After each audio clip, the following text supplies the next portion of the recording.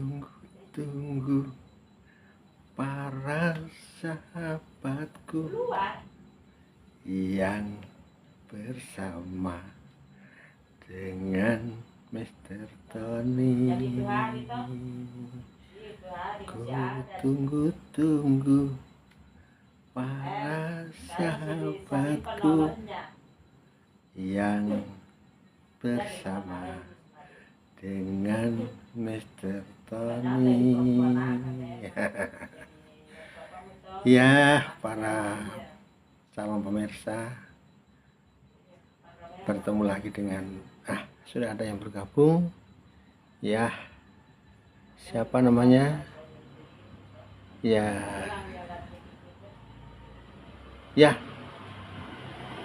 si Siar. Ya, selamat malam. Ya, sudah bergabung, terima kasih. Ya, mungkin ini sudah yang ke-18. Ya, oke. Ya, sudah bergabung, terima kasih. Semoga malam hari ini menjadi cara ya kita untuk saling tukar pengalaman. Iya, itu. Para pemirsa yang sudah bergabung dengan saya, apakah itu orang baru atau orang lama, ya saya kurang tahu, kecuali muncul ya orang-orang yang memang sudah biasa bersama Mr. Tony. Ya, tetap saya perkenalkan diri saya adalah, nama saya adalah Mr. Tony, ya, usia 70 tahun, ya. Profesi ya, saya laki-laki. Ya, kemudian status kawin, ya, beranak dan bercucu, ya. Saya sudah berkali-kali mengadakan live streaming, namun maaf saya tidak mengundang, dan saya juga jarang mau diundang karena saya ingin live ini adalah monolog, ya, dengan harapan agar yang saya sampaikan ini utuh, ya, tidak terpotong-potong. Ya, nanti ada waktunya saya mungkin mau mengundang, ada waktunya sendiri. Nah, perlu saya jelaskan berkali-kali, saya tidak akan bosan-bosan karena penonton saya istilahnya ada yang baru, ada yang lama, yang baru belum kenal, maka lebih baik saya ulang-ulang dulu. Kecuali nanti sudah memiliki penonton yang pasti, ya beda lagi ceritanya, ya. Jadi Mr. Tony adalah seorang praktisi kesehatan 3 dimensi. Namun tekanannya kepada dimensi spiritual, dimensi rohani, ya, dimensi yang paling halus, ya. Kenapa demikian? Karena kunci daripada setiap persoalan, ya, baik itu persoalan di dunia, ya, segala peristiwa itu kuncinya adalah pada subjeknya, pada akunya. Nah, setiap orang memiliki aku, ya, saya juga memiliki aku. Yaitulah namanya subjeknya, yaitu atau majikannya adalah aku, ya. Raga sendiri, ya, itu raga sendiri adalah pelaksana saja, ya. Maka ya, sifatnya raga itu adalah pelaksana saja. Namun tidak bisa dikatakan walaupun raga itu hanya pelaksana, tidak boleh juga rendahkan, ya. Kenapa demikian? Karena demikian, aku ini yang sifatnya spiritual, yang sifatnya rohani, yang sifatnya gaib ini hanya bisa nampak karena kita ada di dunia yang nampak, ya, dunia yang kasat mata, ya. Oleh karena kita tidak pernah sekali-kali merendahkan raga, tidak boleh, ya. Nah, kemudian lapis yang kedua sering saya katakan juga, lapis yang kedua adalah jiwa. Jiwa itu meliputi pikiran, perasaan, dan nafsu, ya. Nah, ini juga alat, ya, hanyalah alat. Pikiran adalah alat analisa, ya. Sedangkan perasaan adalah juga alat untuk merasakan, ya.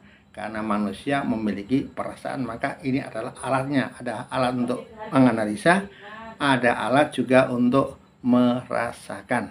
Nah itu, maka itu kalau kita siaran langsung ada yang like ya. Kemudian apalagi kalau kita misalnya posting-posting, terus ada yang like ya. Like itu adalah perasaan ya, perasaan suka ya.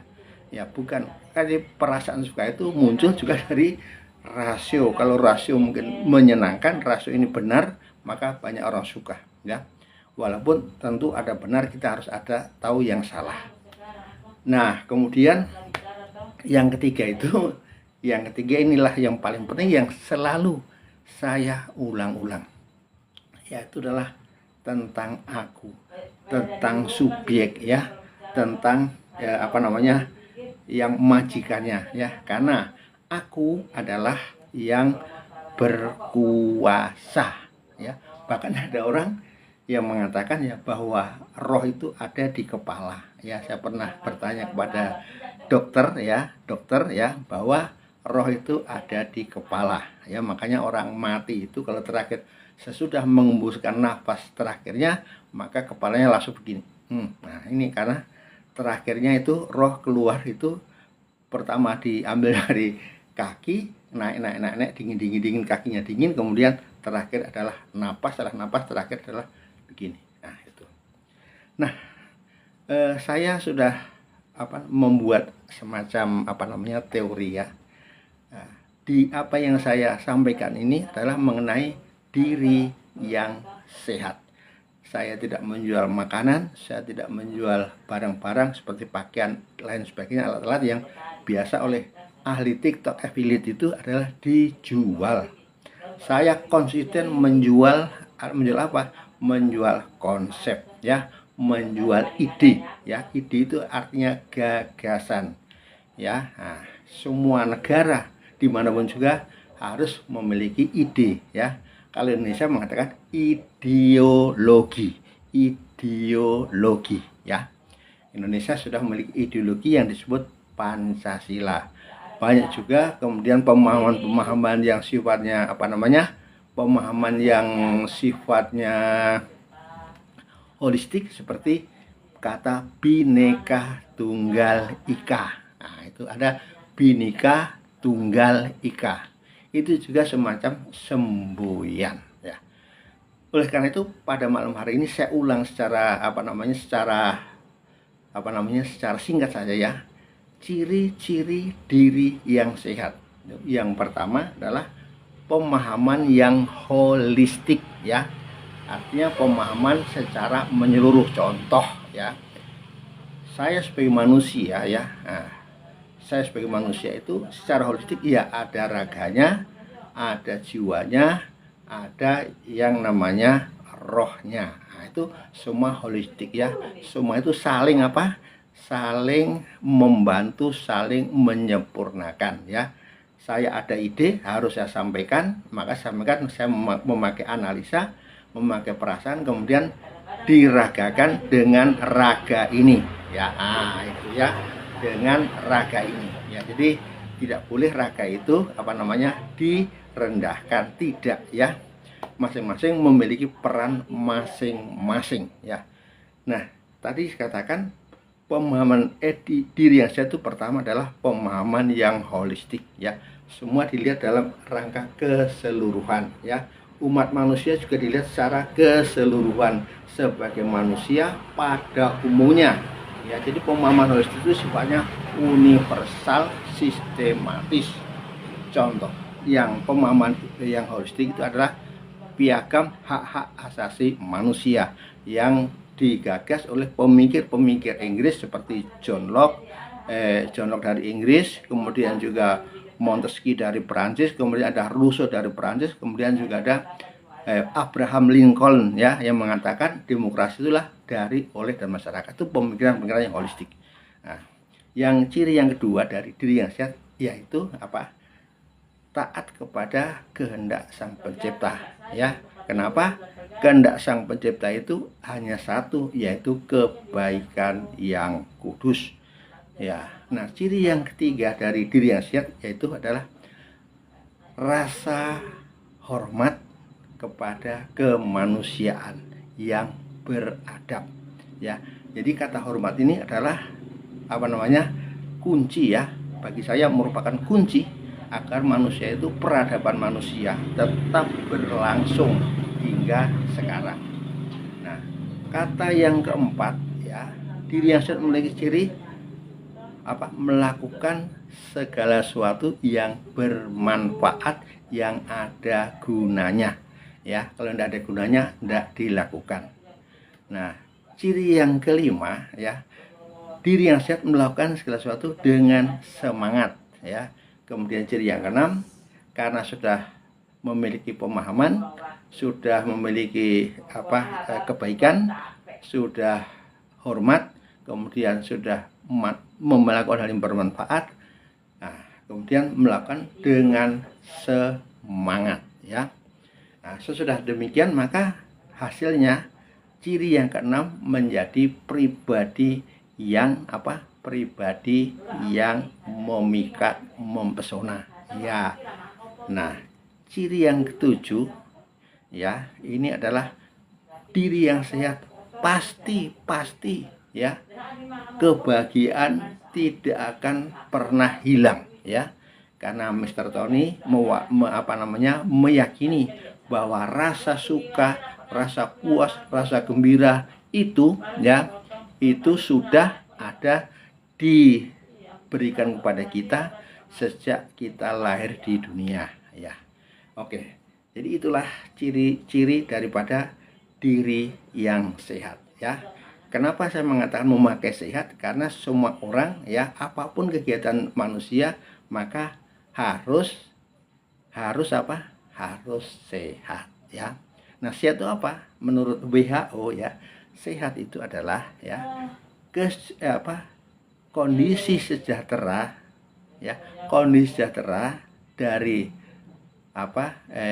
fisik, kemudian jiwa, kemudian sosial ya, kemudian spiritual. Nah, ini sejahtera berarti standar ya. Ini itu namanya memenuhi standar ya, untuk beraktivitas secara normal, bahkan akan menghasilkan sesuatu yang paling optimal. Nah, inilah ide ya. Jadi ide ini bisa digunakan untuk dalam kehidupan sehari-hari, maupun ide ini juga untuk menilai ya, setiap orang sepanjang sejarah manusia ya, sepanjang sejarah umat manusia, maka itu semua bisa dinilai dari ketujuh ciri ini ya. Nah, tidak setiap orang ya meyakini ini, namun saya meyakini bahwa coba ya, kalau kita lihat saja ya mengenai kasus-kasus yang ada di Indonesia, kasus-kasus yang ada di Indonesia saja itu dapat dilihat secara secara kesehatan spiritual ya, secara kesehatan kejiwaan. Nah, itu. Nah, ini malam ya akan saya bahas mengenai ciri yang ketiga ya. Ciri yang ketiga yaitu kata hormat ya. Bagi saya kata hormat adalah kunci ya. Kunci ya, bagaimana agar peradaban manusia itu dapat berlangsung hingga sampai akhir nanti, sampai akhir dunia. Nah, kata hormat ya, kata hormat ini penting ya, karena apa yang dihormati ya, kenapa kita harus hormat ya.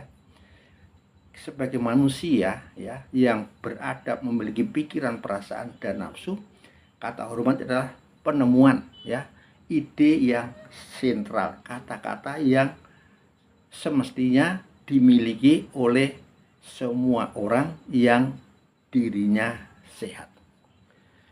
Nah, contoh yang paling nyata ya, yang sekarang menjadi persoalan dimanapun di dunia ini adalah mengenai hormat.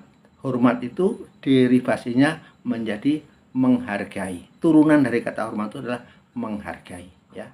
Kenapa harus menghargai? Karena memang manusia itu adalah memiliki nilai yang tinggi ya, tidak boleh direndahkan karena hanya manusia yang memiliki nilai-nilai itu ya. Kalau binatang ya memiliki nilai tapi menurut tarafnya masing-masing. Tumbuhan juga memiliki nilai diukur dengan kandungan vitamin dan sebagainya, itu juga sangat bernilai. Nah, kata hormat, nah ini ya, orang-orang yang sehat ya, sehat secara spiritual ya, sehat secara spiritual, maka akan menaruh hormat kepada siapapun. Karena menurut kata kitab saya ya, jadi kitab saya agama Kristen Katolik mengatakan bahwa apa yang kamu inginkan orang lain perbuat bagi kamu, berbuatlah kepada mereka ya. Jadi itulah asas namanya asas keseimbangan. Jadi sebetulnya keinginan manusia itu di seluruh dunia sama ya, ingin dihargai, ingin dianggap sebagai manusia, artinya dimanusiakan apapun latar belakang kebangsaan, latar belakang sosial ekonomi, kemudian latar belakang keyakinan ya. Jadi kata hormat ya. Nah, orang yang memiliki rasa hormat kepada sesama manusia ya, itu cenderung kata-katanya itu cenderung kata-katanya enak didengar ya. Jadi kata-katanya enak dengar karena apa? Mengandung rasa hormat ya. Orang yang hormat kepada sesamanya ya, menurut Mr. Tony, maka akan biasanya ya, orang akan berlaku sopan kepada siapapun ya. Nah, kalau di dalam budaya semua hampir sama ya. Sopan ini adalah kata bisa diksinya kentara ya. Orang sopan berarti jarang menggunakan kata-kata yang tidak baik, kata-kata yang kasar, kata-kata yang menghina, itu tidak ada ya. Nah, itu tapi kan semua itu tetap ada persoalan sampai sekarang ya. Aduh, saya sapa dulu ya. Ama awak ya, saya sapa supaya enggak marah ya yang sudah bergabung ya. Kemudian wah, ada juga adik saya Bagus Asa ya. Begitulah ya. Jadi saya tahu ini sudah lama, sejak saya sekolah. Kebetulan saya belajar filsafat ya. Belajar filsafat harus ada istilahnya, selalu kita definisi ya. Definisi ya. Apa itu definisi? Berarti membatasi ya. Harus kita membuat batasan-batasan ya. Makanya diri saya itu, kata hormat itu adalah menjadi sangatlah penting ya. Nah, kita ingin dihormati, kan orang dihormati kan senang ya. Coba saja kita di jalan ketemu ya teman lama ya, tentu kita akan langsung mengucapkan salam ya, halo, selamat siang, selamat pagi, karena ini adalah ucapan-ucapan menunjukkan penghormatan ya. Kalau di kampung saya di Jawa waktu saya masih kecil, kalau lewat di muka orang tua ya pasti mengatakan permisi. Kalau bahasa Jawa derek langkung, jadi ingin lewat aja minta permisi. Begitu. Jadi minta permisi ya. Nah, rasa hormat ini tapi di kenyataannya ya, kalau kita lihat kasus-kasus ya, kita mengkaji kasus-kasus yang ada di Indonesia ya. Ya, contoh yang paling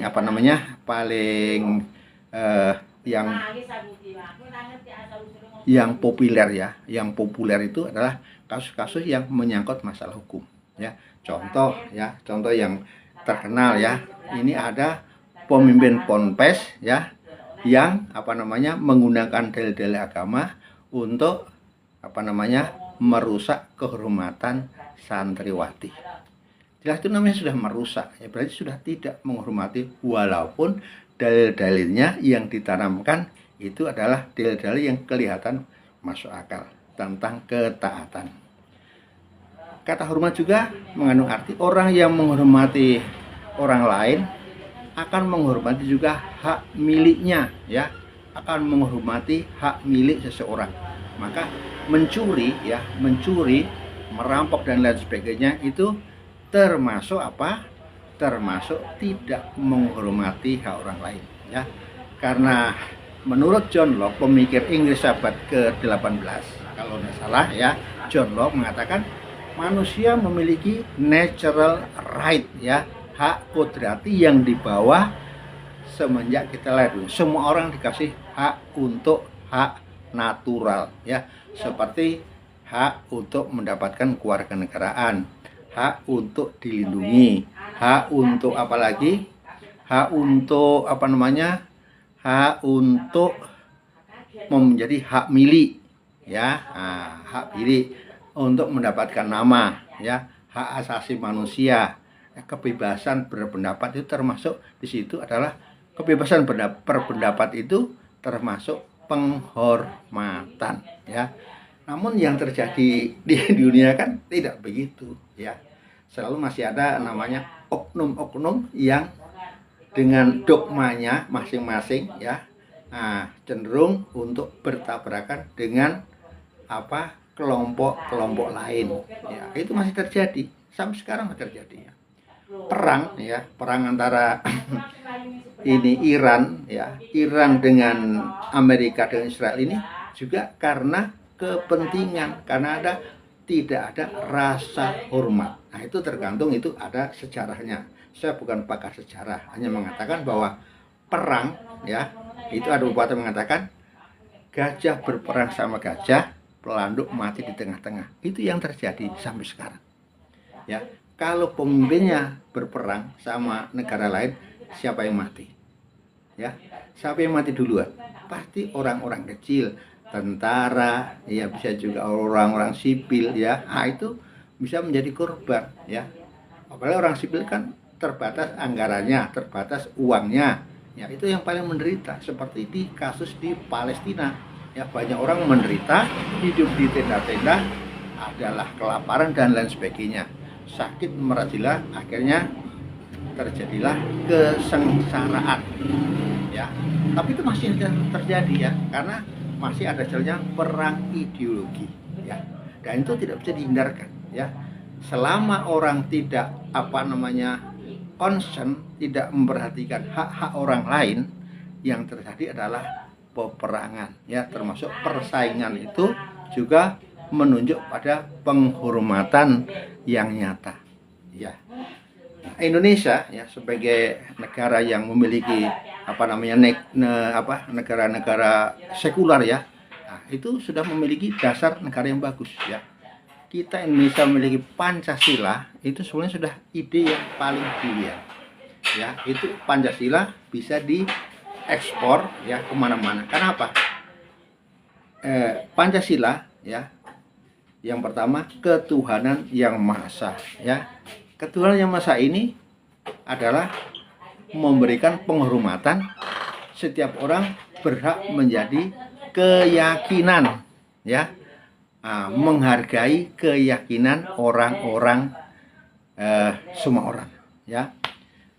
Bahkan orang yang ateis sekalipun, ya, orang ateis sekalipun, ya, itu tetap dihormati karena mereka keyakinan, ya. Mungkin keyakinan itu sifatnya ritual, sifatnya adalah paling mendasar, ya. Tetapi kalau menyangkut kejahatan, itu bukan hak privat lagi, karena itu sudah melanggar haknya orang. Jadi kejahatan itu sebenarnya bentuk ketidakhormatan kepada orang, ya. Tidak hormat, miliknya dirampas. Seperti perang, itu ada perang itu aturannya zaman dulu, nggak tahu kalau sekarang. Zaman dulu kalau orang perang kalah, maka daerah yang negara yang kalah itu yang menang mendapatkan mendapatkan daerah, ya. Itu sampai sekarang, saya tidak tahu aturan sekarang. Yang jelas rasa hormat, ya, kepada hak asasi, hak milik seseorang itu adalah esensial, ya. Itulah. Jadi para pemirsa, ya, yang saya hormati, ya, dalam kehidupan sehari-hari, ya, tanda bahwa orang itu sehat, ya, dia akan menghormati hak-hak orang lain. Jadi ada batasan ya.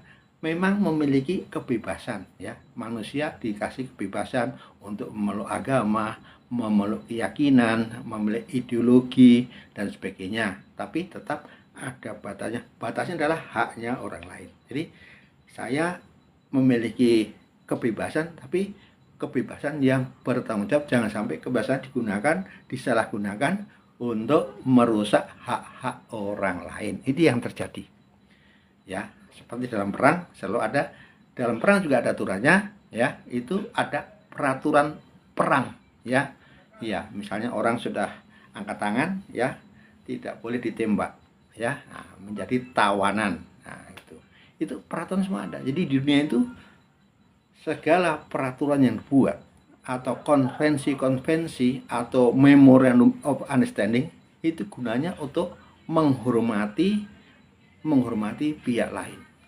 Nah itu ya, menghormati pihak lain.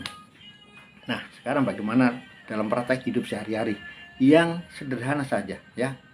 Orang-orang yang memiliki rasa hormat kepada orang lain maka cenderung akan melakukan orang lain dengan baik, menghadapi orang lain dengan bijaksana, menghadapi orang lain dengan sabar, dengan bijaksana ya.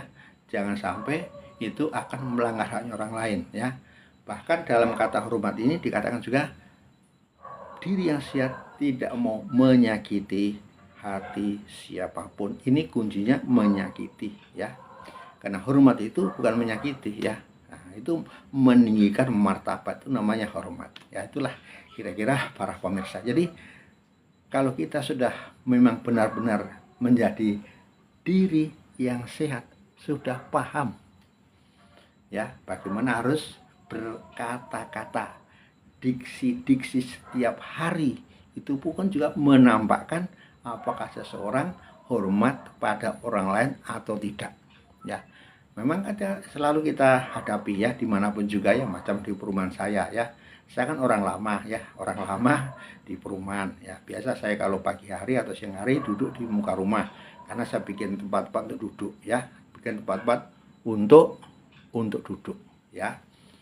Nah, saya sebagai orang lama ya kadang-kadang saya diam saja. Kalau ada orang baru yang lewat ya kan saya hafal ya, karena di perumahan kan hanya sekitar ada 150 orang ya. Jadi boleh katakan saya hafal, oh ini rumahnya di sana, oh ini orang baru, ini orang lama ya. Kalau orang lama sudah jelas. Itu pun orang lama beda-beda ya. Ada yang walaupun saya tidak melihat dia menegur ya. Nah, itu termasuk bentuk penghormatan ya. Nah, kemudian ada orang yang kenal ya, saya jalan kaki terus pakai motor langgar saya. Ada yang diam saja, ada yang menegur, ada yang bilang mari. Bahkan ada yang baik lagi, ada yang kalau saya jalan kaki ada yang bilang, Pak bagaimana saya antar. Ada. Nah, ini setiap orang kepekaan untuk menghormati sesama itu beda-beda, tergantung daripada pertama pemahaman tentang apa? Pemahaman tentang orang lain. Karena penting ya. Jadi semua diksi-diksi pilihan kata dalam hidup kita ini tergantung daripada pemahaman. Biasanya saya mengatakan apabila pemahaman kita itu kurang holistik ya, kurang menyeluruh ya, kurang adab istilahnya, maka cenderung kita kurang ya, dinilai kurang menghormati orang lain. Ya, saya punya teman ya, saya jalan kaki, saya belanja dari warung, dia punya mobil ya. Karena dia itu menghormati saya sebagai sahabat, saya diantar ke rumah. Ya saya mau dia diantar. Jadi bentuk-bentuk penghormatan kepada orang itu banyak sekali. Nah, orang-orang yang sehat secara spiritual akan berhati-hati mempertimbangkan diksi-diksi itu ya. Apalagi dalam kata hormat, kadang-kadang kita juga menghormati diri kita sendiri. Ya, apa yang kita lakukan kepada orang lain itu akan berdampak kepada diri kita sendiri ya. Ada yang mengatakan kalau saya mengasihi orang lain itu saya mengasihi diri sendiri ya. Kalau saya itu menghina orang lain, sebenarnya kita juga menodai diri sendiri. Jadi itu dikatakan tadi ya, maka hukum dalam dalam agama saya ya, setelah saya pelajari, saya membaca kitab suci Injil ya, mulai kitab Kejadian sampai kitab Wahyu yang ada kira-kira berapa ya, 72 kitab itu ya. Perjanjian lama kalau tidak salah 45, kemudian perjanjian baru ada sekitar 27, jadi 72. Saya mulai dari kitab Kejadian, Keluaran ya, kitab nabi-nabi, kitab Amsal, Mazmur dan sebagainya. Nah, itu diringkas saja ya. Diringkas sama Tuhan Yesus Kristus, hanya diringkas menjadi dua ya, yaitu apa? Kasihilah Tuhan Allahmu dengan sekuat hatimu, sekuat hatimu, sekuat budimu ya, dan segenap akalmu ya. Mengasihi ya, mengasihi berarti memberi ya, mengasihi itu berarti memberi ya. Kemudian hukum yang kedua, kasihilah sesama manusia seperti dirimu sendiri, dan itu sama ya. Hukum yang pertama dan kedua itu nilainya sama ya. Kalau kita mengaku kita mengasihi Tuhan Allah tapi tidak mengasihi sama manusia, itu namanya omong kosong. Nah, tapi Mr. Tony ini bergerak di bidang apa? Di bidang hal-hal yang nyata, yang gampang disandera, yang gampang dilihat. Nah, itu. Ya, makanya kadang-kadang saya menonton itu para ustaz-ustaz bicara ya. Kemudian Edis TV semua ya, mereka sebetulnya baku diskusi, tapi diskusinya panas karena itu menyangkut keyakinan. Makanya saya kalau soal agama, saya tidak mengatakan itu agama baik dan buruk, kitab itu baik buruk. Nah, saya tidak di situ.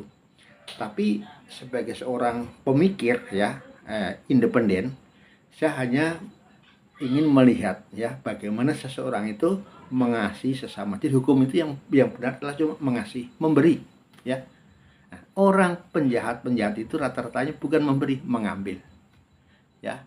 Mengambil juga bisa dengan paksa, seperti begal ya, kasus-kasus begal di Lampung, begal di mana itu sudah mengkhawatirkan. Mereka begal itu mengambil ya, bukan mengambil dengan minta, tapi mengambil dengan paksa, bahkan bisa mengambil nyawanya yang dibegal. Jadi itu sebenarnya kejahatan itu cuma mengambil ya. Nah, kalau berbuat baik itu memberi ya, bukan memberikan masalah, bukan memberikan keributan, tapi pada dasarnya memberi, kasih, mengasihi ya, pada dasarnya begitu ya. Sedangkan orang jahat mengambil.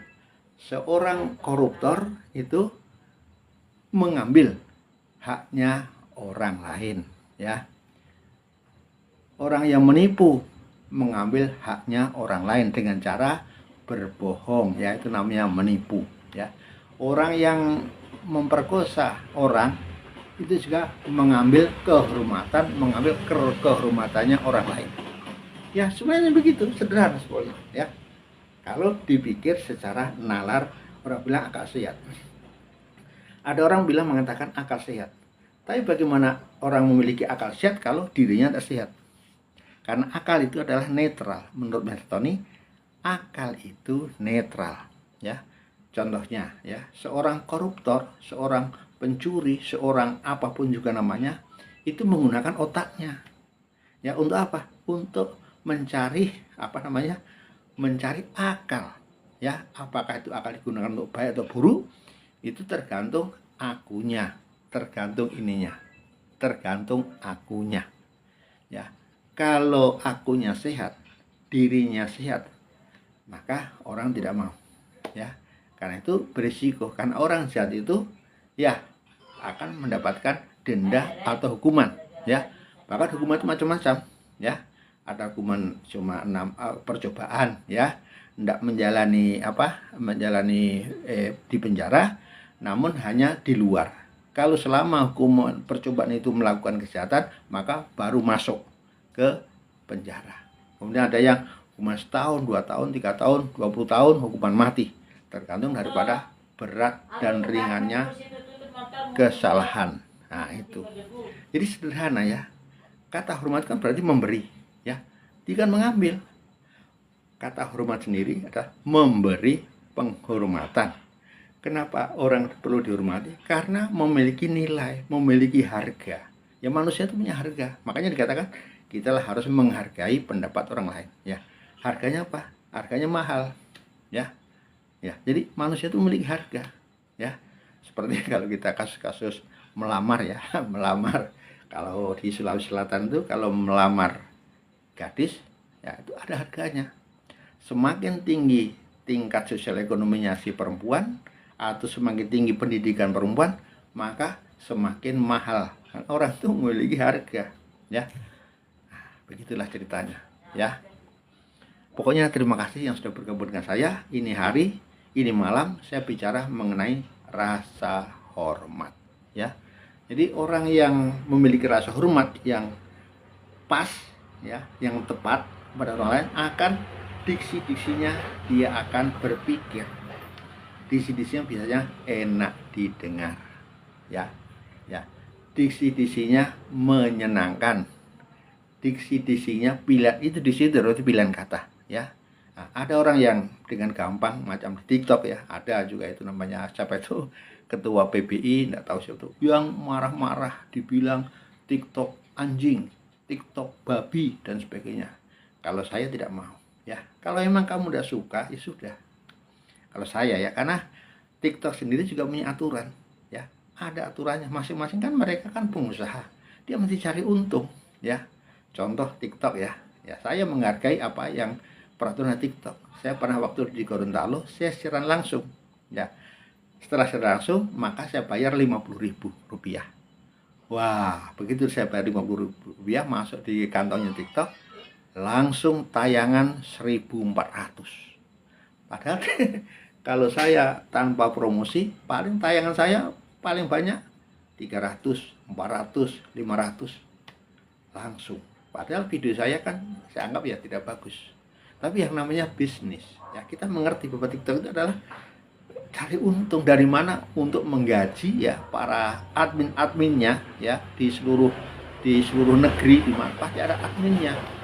Dan itu memerlukan biaya. Tidak mungkin biaya itu diambil dari mana? Iya, diambil dari orang-orang yang memberi gift kepada live streaming, ya. Nah, itu, ya. Kemudian dari apa? Dari lagu-lagu yang dipakai, ya, lagu-lagu misalnya yang viral itu, jelas TikTok mendapatkan uang dari itu, dari lagu-lagu yang dipakai itu, ya. Karena itu lagu yang dipakai berarti bikinan orang, berarti royalti harus dibayarkan. Ya, dari mana itu akan dibayarkan kalau bukan dari pemberian orang-orang. Jadi kuncinya, ya,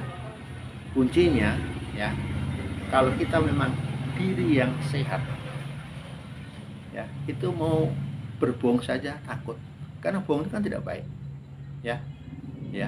Berbohong itu kan tidak baik. Seperti saya suruh berbohong saja sudah tidak enak, ya. Ya, mungkin saja suatu ketika perlu namanya trik, ya. Nah, itu trik berarti kita bisa berbohong tapi dengan tujuan baik. Nah, tapi tetap walaupun tujuan bagaimana, itu trik itu, bohong itu adalah tidak baik. Nah, itu. Para pemirsa yang saya hormati, saya memakai kata hormat, ya. Karena saya sudah umur 70 tahun, ya. Berarti apa yang saya sampaikan ini karena saya inginlah, ya, ingin agar supaya para pemirsa, ya, biasanya masih muda umur 30, 40, 50, supaya mereka menjadi orang-orang yang kalau bahasanya Maslow, ya, itu menjadi orang yang berfungsi secara optimal, ya. Setiap manusia, ya, ingin dirinya mendapatkan sesuatu yang banyak, ya, ya, yang baik termasuk mencari uang sebanyak-banyaknya, ya. Kalau bisa menjadi pejabat yang setinggi-tingginya, kalau menjadi orang terkenal seterkenal-terkenalnya, itu manusia, ya. Tapi itu semua kan manusia memiliki batas, ya, batas kapabilitas, ya, batas kemampuan. Tapi kan kita, Tuhan sudah memberikan, Sang Pencipta, ya, sudah memberikan karunia kepada kita. Karunia itu apa? Ya, termasuk tubuh kita ini adalah karunia menurut pikiran saya. Ya, kita kasih raga, kita dikasih jiwa, kita dikasih roh. Ya, itulah kita manfaatkan, ya. Ya. Nah, kita manfaatkan. Semua orang dikasih waktu yang sama, satu hari 24 jam. Ada yang dikasih 24 jam menjadi kaya raya, ya. Hartanya ribuan triliun, ya, seperti ini yang memiliki Facebook, ya, Meta memiliki memiliki ini teknologi, ya seperti Apple dan sebagainya, Microsoft itu hartanya ribuan triliun, sama-sama lebih, karena itulah dia mengembangkan otaknya untuk benar-benar bermanfaat bagi orang lain. Itulah orang sehat, ya. Jadi ciri-ciri orang sehat itu berkarya dengan sungguh-sungguh, dia jarang main-main, ya. Nah, saya belum terlambat, ya. Kita kan tidak tahu, ya. Saya itu orang seperti apa, Anda tidak tahu, ya. Saya itu orang termasuk golongan orang sederhana, ya. Hartaku tidak banyak, hanya saya punya rumah saja. Ya. Kendaraan tidak ada, ya. Keluarga ada, tapi kan keluarga juga tidak mungkin menanggung saya. Jadi saya sudah tahu diri, saya harus mandiri. Dan memang terbukti di usia ini saya sudah mandiri. Walaupun saya tidak banyak uang, saya sudah bisa makan tiap hari. Dari mana? Ya dari pemberian apa yang sudah saya tanam dulu terhadap anak-anak saya. Ya, saya sapa lagi, apa ini? Abangku. Iya, saya sapa, ya. Nanti tidak disapa, itu sapa adalah penghormatan, ya. Ya, orang yang diundang juga dihormati, tapi saya belum mengundang, ya. Saya belum tahu caranya, ya. Saya memang sudah tanya di TikTok, saya hanya monolog saja, ya. Saya diundang juga masih kurang mau, mengundang juga kurang mau, ya. Itu masalahnya waktu saja. Nah, begitulah yang saya sampaikan. Ini mungkin sudah ada hampir 40 menit, ya. Saya biasanya kalau sudah 40 menit itu sudah diingatkan, ya. Sudah diingatkan, ya. Sudah diingatkan bahwa akan berhenti itu siaran langsung, ya. Jadi intinya begini, malam hari ini, ya, kalau memang kita, ya, sungguh-sungguh menghormati orang lain, ya, menghormati orang lain, maka pertama, diksi-diksi kita, pilihan-pilihan kata sangatlah berhati-hati. Jangan sampai mengeluarkan kata-kata yang tidak pantas, kata-kata yang tidak sopan, kata-kata yang sifatnya melukai hati orang lain. Tapi karena manusia ada khilaf, ya. Nah, kata khilaf ini, kalau orang yang baik sehat, maka begitu khilaf maka dia akan cepat menyadari, ya. Apalagi di agama saya bukan mengatakan baik dan buruk. Itu memang setiap ibadah kita diajarkan untuk mengaku kesalahan, mengaku dosa, mengaku kekeliruan. Jadi kita sudah banyak, ya, ajaran-ajaran, ya, di agama saya, ya, diajar untuk mengakui kesalahan. Mengaku itulah kehormatan, ya. Banyak orang yang malu untuk mengakui kesalahannya, tapi banyak orang yang lebih suka untuk mencari kesalahan pada orang lain, ya. Menurut teori ilmu jiwa, barang siapa playing victim, mengabur, maka dia tidak punya tanggung jawab terhadap dirinya sendiri. Nah, dia menjadi playing victim, sehingga orang lain lah dianggap sebagai yang memberikan penderitaan. Jadi secara tidak sadar mereka adalah anggap sebagai korban. Karena sebagai korban maka tidak ada tanggung jawab, tidak ada responsibility, ya, tidak ada tanggung jawab. Ya, makanya saya sebagai manusia, ya, yang sudah memang tua, ya, sudah 70 tahun, ya, sudah bersyukur sekali. Maka saya, kalau ada orang-orang yang mengatakan pada saya ini, saya biasa diam, ya, karena saya sudah memahami bahwa cara, ya, kita bersikap ini yang menentukan perasaan kita, ya. Kalau kita salah menyikapi sesuatu, salah menilai, ya, ada kata salah menilai, maka kita akan menjadi korban, ya. Karena yang menentukan itu bukan peristiwa yang terjadi di luar, drama-drama di luar, tapi penilaian kita, Ya, kalau kita menilai itu drama di luar itu adalah sebagai sesuatu yang tidak perlu diperhatikan, ya tidak usah perhatikan. Kalau saya, ya, nah, karena saya itu selama hidup ini merantau sudah 41 tahun, ya, di Sulawesi Tenggara Selatan, saya sudah mengalami banyak peristiwa-peristiwa. Pernah juga saya dipolisikan, ya, 12 hari karena saya mengancam korupsi. Itu 12 hari saya di sektor, ya. Nah, 12 hari di sektor, bawa anak, bawa istri, anak ketiga, istri satu, 4. Saya tidak bawa uang. Ya, ini pengalaman-pengalaman batin yang membuat diri saya menjadi belajar. Ya, jadi segala penderitaan, ya, yang saya alami itu menjadi bahan bakar kita untuk maju terus. Ya, kebetulan setiap persoalan, ya, saya kasih pasti ada solusi. Ya, waktu itu mungkin dianggap solusi itu tidak tepat, tapi begitu sudah dijalani ternyata solusi itu tepat. Begitu. Jadi pilihan-pilihan kata, ya, kalau kita ingin melihat pribadi orang dari pilihan kata satu, ya. Nah, jadi kalau orang biasa gampang mengumpat, ya, gampang menyalahkan orang lain, kata-katanya tidak enak didengar, itu adalah orang-orang yang tidak menaruh hormat kepada orang lain. Akhirnya dia juga tidak akan dihormati, kan begitu, ya. Nah, jadi kita belajar untuk menghormati orang lain. Saya sudah tua tapi saya masih belajar, ya. Saya juga masih mempunyai kesalahan, mempunyai kekurangan. Yang namanya orang itu kan ada kadang-kadang emosinya tidak stabil, ya.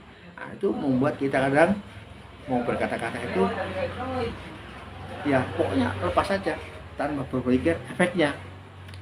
Ya, seperti kadang-kadang pertengkaran antara tetangga, pertengkaran sama teman satu kantor, pertengkaran dengan saudara, itu kan hanya karena kita tidak bisa menilai dengan benar. Ya, kita tidak bisa bersikap dengan benar, ya. Karena kalau memang orang lain salah, ya kita bicara dengan baik, pasti orang terima. Tapi kalau kita sudah bicara yang, ya, pokoknya yang yang ketus, ya, akhirnya orang, ya, membela dirinya sendiri. Ya, walaupun dia salah, dia membela diri. Nah, saling membela diri, akhirnya terjadi pertengkaran. Nah, makanya orang-orang yang betul-betul hormat kepada orang lain tuh dia paham. Makanya kalau kita manusia harus belajar terus menerus, ya. Jadi untuk menilai apakah pilihan kita kata itu benar atau belum, karena akhirnya semua yang kita keluarkan itu akan kembali kepada kita lagi, kembali kepada kita lagi, ya. Itu ingat, ya. Makanya saya di sini kan ada, ya, orang suka mengumpat, ya. Di Jawa itu umpatan-umpatan itu biasa. Kalau tidak suka langsung mengumpat, ya, ya, ya.